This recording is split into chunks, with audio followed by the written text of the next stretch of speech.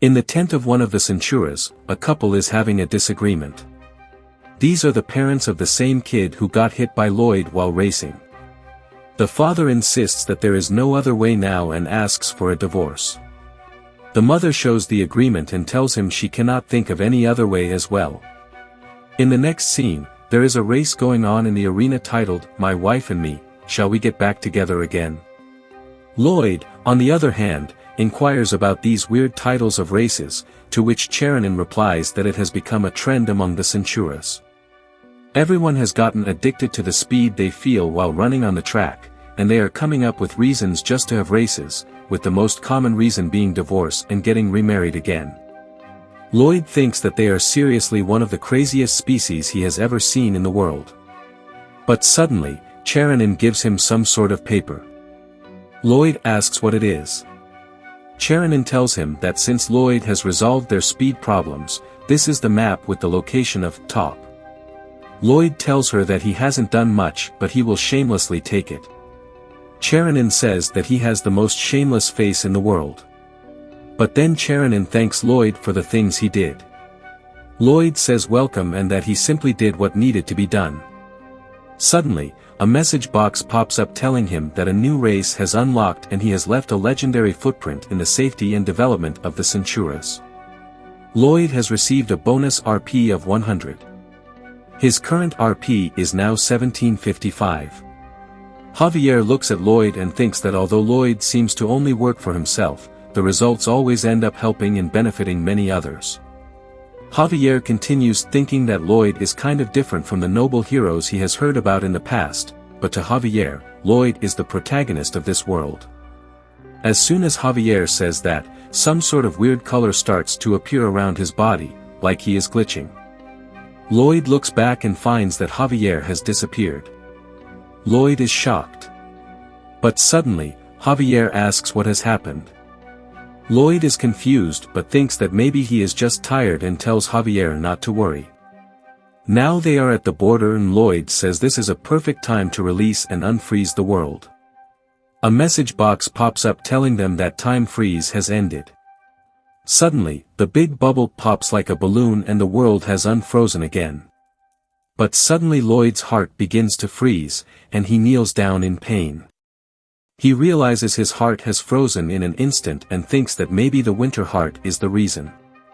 The winter heart explains that it's just the movement of powerful cold energy that freezes space and time, and it's only felt when you unfreeze the world, not when you freeze it. Llyod asks if he will be alright.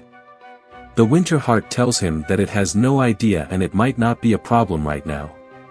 But Llyod is worried and asks the winter heart to give a proper answer, asking what if he uses time freeze again. The winter heart says it has no idea and he should ask the person who created it. Llyod tells the winter heart to get out of his body, but the winter heart tells him it can leave, but it will result in Llyod's heart being torn out. Llyod sighs because he has no choice and asks why it can't leave if it thinks the winter heart will put him in danger. The winter heart replies that he can ask the person who is approaching for the details. They both are worried and wondering who is approaching them. Suddenly, Javier looks in the sky and says that he won't be able to stop it. Suddenly, a big flying object is coming from the sky. It's none other than the great ice dragon, Tyrannus. Tyrannus asks Llyod if he is the one who ate the winter heart and the person who abused the power to freeze time in this world. The dragon angrily asks for the winter heart back. Llyod lies and acts all surprised, saying that it wasn't him at all. Javier looks at him all surprised. Even the winter heart is sweating. The dragon says, "So that wasn't you, huh?"